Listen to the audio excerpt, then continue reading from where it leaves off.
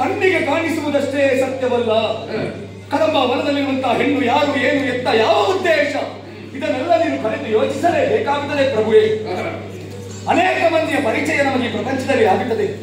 ಒಮ್ಮಿಂದೊಮ್ಮೆ ಕಾಣುವಾಗ ಎಲ್ಲರೂ ಒಳ್ಳೆಯವರಾಗಿಯೇ ಕಾಣಿಸ್ತಾರೆ ನಮಗೆ. ಆದರೆ 4 ದಿವಸ ಅವರೊಡನೆ ಬೆರೆತಾಗ ಅವರಿಗೆ ಏನು ಎನ್ನುವುದನ್ನು ತಿಳಿದುಕೊಳ್ಳುವುದಕ್ಕೆ ಸಾಧ್ಯವಾಗುತ್ತದೆ. ಕದಂಬ ವನದಲ್ಲಿರುವಂತಹ ಹೆಣ್ಣನ್ನು ನೀನು ಸಾಮಾನ್ಯ ತರುಣಿ ಎನ್ನುವಂತೆ ಭಾವಿಸಿಕೊಂಡಿದ್ದೀಯ. ಇಲ್ಲ ಪ್ರಭು, ಅವಳು ಸಾಮಾನ್ಯ ತರುಣಿ ಅಲ್ಲ. ಪ್ರಭು, ಈ ಪ್ರಪಂಚದಲ್ಲಿ ನಮ್ಮಿಂದಾಗಿ ಕಣ್ಣೀರು ಸುರಿಸಿದವರು ಅದೆಷ್ಟು ಮಂದಿ ಹೇಳು. ಒಬ್ಬರ ಇಬ್ಬರ, ಸಹಸ್ರ ಸಹಸ್ರ ಕೋಟಿ ಮಂದಿ ಸಜ್ಜನರು ಈ ಪ್ರಪಂಚದಲ್ಲಿ ಎಲ್ಲರನ್ನೂ ಒಬ್ಬ ಎದುರು ಹಾಕಿಕೊಂಡು ಬದುಕುತ್ತಾನೆ ಅಂತಾದರೆ ಅವನಿಗೆ ಎತ್ತರದ ಸ್ಥಾನದಲ್ಲಿ ಹೆಚ್ಚು ಸಮಯ ಉಳಿಯುವುದಕ್ಕೆ ಲೋಕದ ಮಂದಿ ಬಿಡುವುದಿಲ್ಲ ಅಲ್ವಾ? ಕಿರೀಟ ಹೊತ್ತವರಿಗೆ ಯಾವಾಗಲೂ ಕಿರುಕುಳ ತಪ್ಪುವುದಿಲ್ಲ. ಅದೇ ಪ್ರಭು, ಕಿರೀಟ ಹೊತ್ತುಕೊಂಡಿದ್ದೀಯ, 4 ಹೆಜ್ಜೆ ಇರುವಾಗ 4 ಮಂದಿಗೆ ಅನ್ಯಾಯ ಆಗಿರಬಹುದು, ಕಣ್ಣೀರು ಸುರಿಸಬಹುದು.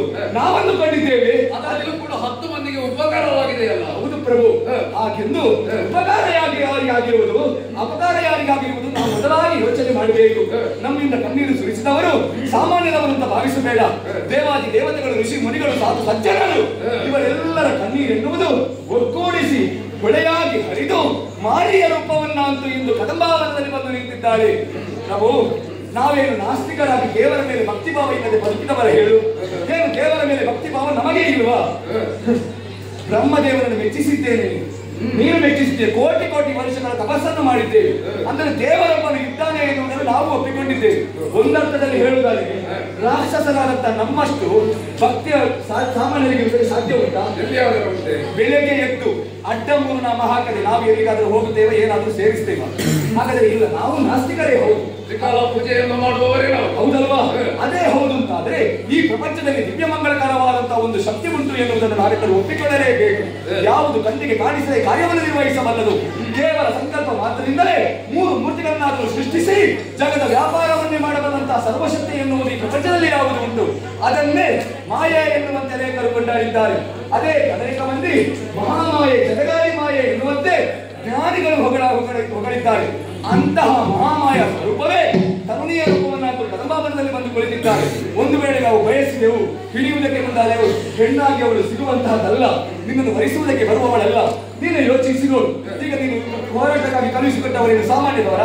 ಧೂಮ್ರಾಕ್ಷರಿದ್ದಾಳೆ ಅಲ್ವಾ?